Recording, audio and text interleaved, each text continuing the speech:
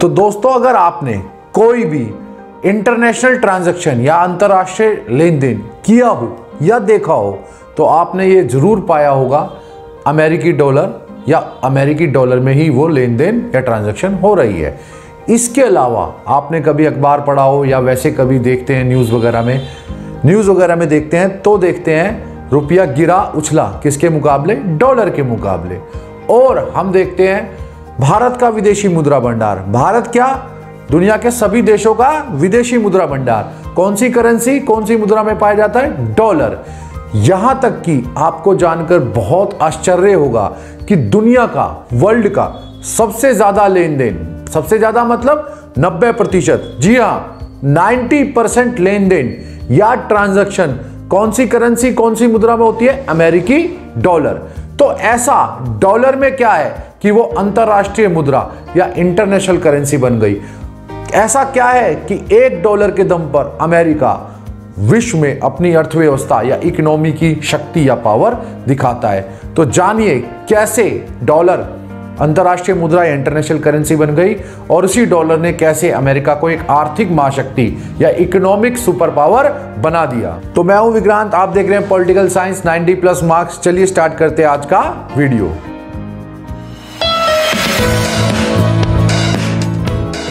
दोस्तों, ये बात है जुलाई 1944 की, जब द्वितीय विश्व युद्ध, सेकेंड वर्ल्ड वॉर ने यूरोपीय देशों का विनाश या काफी विनाश कर दिया था। और कभी अमीर और विकसित कहे जाने वाले देश जैसे कि ब्रिटेन या इंग्लैंड, फ्रांस, जर्मनी, इटली, पुर्तगाल, स्पेन, ये सब द्वितीय विश्व युद्ध के कारण बहुत नुकसान झेल चुके थे या हो चुका था इनका। अब इतना नुकसान, इनकी अर्थव्यवस्था इतनी शक्तिशाली या इतनी विकसित या इतने पैसे इनके पास नहीं थे कि ये अंतरराष्ट्रीय स्तर पर, इंटरनेशनल लेवल पर अपनी मुद्रा या अपनी करेंसी या अपनी आर्थिक शक्ति या इकोनॉमिक पावर को दिखा सके। ऐसे में कि द्वितीय विश्व युद्ध या सेकेंड वर्ल्ड वॉर के बाद जो विनाश हुआ है, उसके बाद बाकी देश अपना विकास या अपनी अर्थव्यवस्था का विकास या डेवलप कर सके और अर्थव्यवस्था को दोबारा उठा सके, इसके लिए अमेरिका में एक बैठक बुलाई जाती है जिसको बोला गया Brayton would conference, Brayton would बैठक। और इस ब्रेटन वुड कॉन्फ्रेंस या बैठक में 44 देशों के 730 या 730 डेलीगेट्स ने भाग लिया या पार्टिसिपेट किया। इस बैठक में यही फैसला करना था कि विश्व में बाकी देशों के अर्थव्यवस्था का विकास कैसे किया जा सके। इस बैठक में बहुत बड़े बड़े फैसले हुए, जैसे कि IMF मतलब अंतरराष्ट्रीय मुद्रा कोष की स्थापना, वर्ल्ड बैंक या विश्व बैंक की स्थापना का निर्णय या डिसीजन इसी बैठक में हुआ। लेकिन इसी बैठक में एक और फैसला हुआ जो अमेरिका की करेंसी को और अमेरिका की किस्मत को, दोनों को बदलने वाला था। इसी बैठक में एक निर्णय हुआ कि अमेरिका की करेंसी डॉलर को अंतरराष्ट्रीय मुद्रा या इंटरनेशनल करेंसी के रूप में मान्यता, रिकॉग्नाइजेशन या स्वीकार या एक्सेप्ट किया जाए। अब इसके पीछे कारण भी था। द्वितीय विश्व युद्ध के बाद सबसे बड़ी अर्थव्यवस्था बची थी अमेरिका की। द्वितीय विश्व युद्ध में जिसको सबसे कम नुकसान हुआ था, अमेरिका को। और अमेरिका की अर्थव्यवस्था ही वो अर्थव्यवस्था थी जो सबसे अच्छी या गुड कंडीशन या परिस्थिति या सिचुएशन में थी। ऐसे में अमेरिका की मुद्रा को, करेंसी को एक्सेप्ट किया गया, स्वीकार किया गया अंतरराष्ट्रीय मुद्रा या इंटरनेशनल करेंसी के रूप में। लेकिन अभी इसका समझौता होना बाकी था। और ऐसे में एक समझौता होता है जिसे बोला गया ब्रेटन वुड एग्रीमेंट या ब्रेटन वुड समझौता। इस समझौते के अनुसार अमेरिका की डॉलर करेंसी को इंटरनेशनल रिजर्व करेंसी, अंतरराष्ट्रीय रिजर्व मुद्रा के रूप में स्वीकार किया गया। और अमेरिका ने इस समझौते में जो हस्ताक्षर किए उसके अनुसार या अकॉर्डिंग अमेरिका साल में लिमिटेड या सीमित ही डॉलर की छपाई या डॉलर बनाएगा। मतलब अमेरिका अनलिमिटेड या असीमित डॉलर नहीं छाप सकता, क्योंकि इससे बैलेंस या संतुलन खराब हो जाएगा। अब इस एक समझौते के बाद अमेरिका की करेंसी बन गई विश्व की करेंसी या वर्ल्ड की करेंसी, अंतरराष्ट्रीय रिजर्व करेंसी या यूं कह लो इंटरनेशनल रिजर्व करेंसी या अंतरराष्ट्रीय रिजर्व मुद्रा। इसके अलावा एक और बात कि अमेरिका से यदि कोई डॉलर लेना चाहता है अपनी अर्थव्यवस्था या इकोनॉमी के डेवलपमेंट या विकास के लिए, तो बदले में देगा उसे सोना। अब इसकी दर, या अमेरिका से किसी को डॉलर लेना हो तो कैसे लेगा, इसकी पूरी दर या रेट फिक्स हुआ। $35 प्रति औंस सोना, 1 औंस सोना या गोल्ड अमेरिका को दो और उससे $35 ले लो। इस प्रकार जो देश जितना सोना देगा वो उतना डॉलर अमेरिका से लेता रहा, और इस तरह आगे आगे समय बढ़ता गया, अमेरिका डॉलर देता गया और सोना देशों से लेता गया। लेकिन 70 का दशक आते आते सबको पता चल गया कि अमेरिका उस समझौते, ब्रेटन वुड्स समझौते का उल्लंघन कर रहा है और डॉलर लिमिटेड नहीं अनलिमिटेड छाप के दिए जा रहा है और देशों से सोना लिए जा रहा है। तो इस तरह अमेरिका विश्व का सबसे ज्यादा सोना रखने वाला, या यूं कह लो वर्ल्ड का सबसे बड़ा सोने का भंडार, गोल्ड रिजर्व अमेरिका के पास जमा हो गया। और आज भी विश्व का, वर्ल्ड का सबसे ज्यादा सोना किसके पास है? अमेरिका के पास। यही नहीं, जब 70 के दशक में अमेरिका को यह बोला गया कि वो अपने फेडरल रिजर्व प्रेस, जो प्रेस या ये वो छापखाना जो डॉलर छापता था, उसका ऑडिट कराए, ऑडिट ताकि पता चल सके अमेरिका ने कितना डॉलर छापता है या कितने डॉलर छाप रहा है। तो अमेरिका ने वो ऑडिट कराने से भी सीधा सीधा मना कर दिया। लेकिन 70 का दशक आने के बाद जब सब देशों को पता चलता है तो काफी ज्यादा इसके ऊपर हलचल होने लगती है, और इसी पे फ्रांस अचानक एक कदम उठाता है। वो अमेरिका से कहता है कि आपसे जो हमने डॉलर उधार लिया था वो ले लो और आप हमारा सोना हमें वापस कर दो।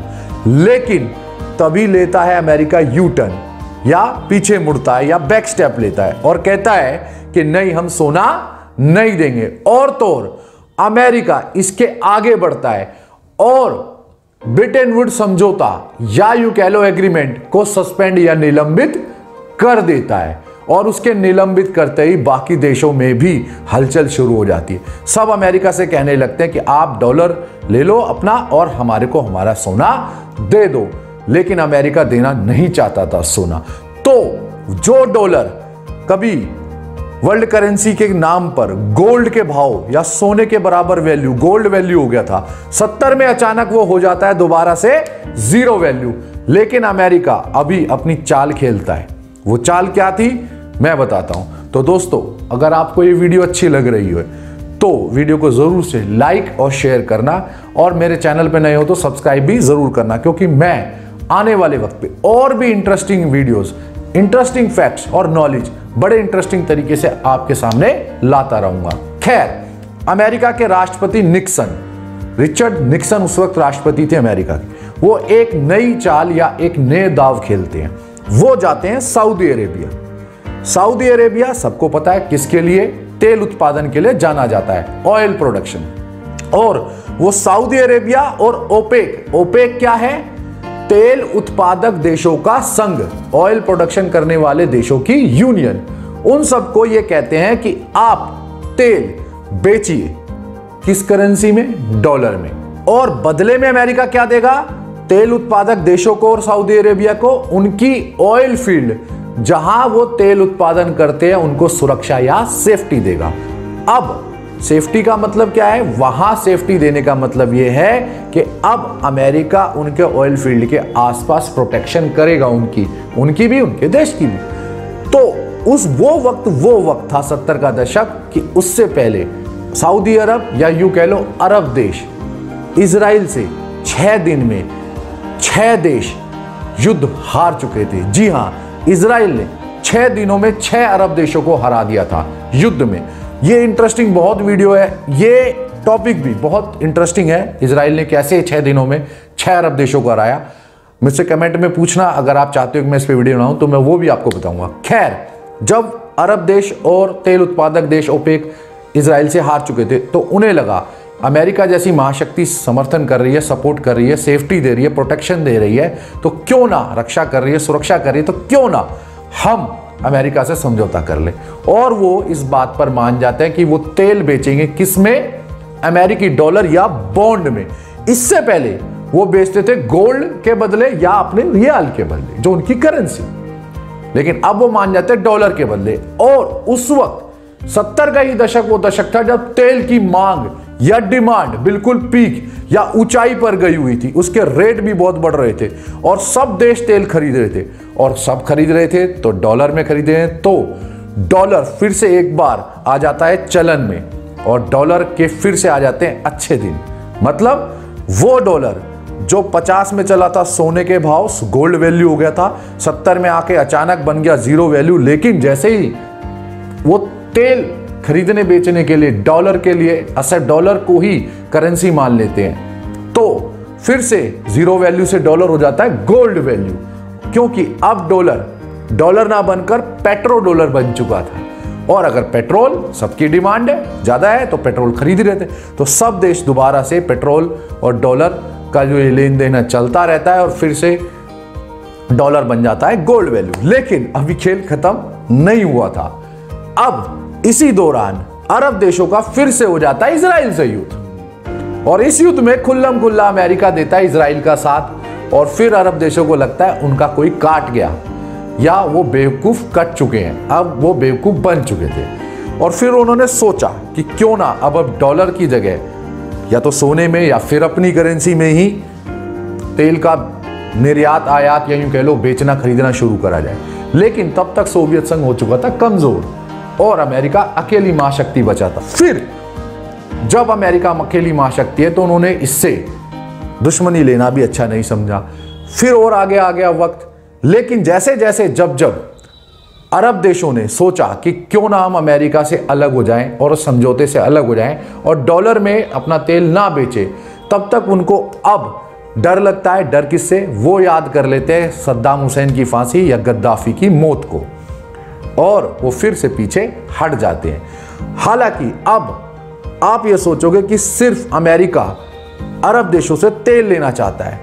हाँ, तेल का लालच भी अमेरिका का रहा है, लेकिन जितना लालच वो अरब देशों से तेल का रखता है उससे 10 गुना से भी ज्यादा अमेरिका ये चाहता है कि अरब देश सिर्फ डॉलर में ही व्यापार या तेल बेचते रहें। और अब सबसे बड़ी कहानी कि हम सोचे कि सिर्फ तेल वाली बात, अब भी दुनिया के लगभग सारे देशों में जो फॉरेन करेंसी विदेशी मुद्रा रिजर्व या भंडार है वो है डॉलर में।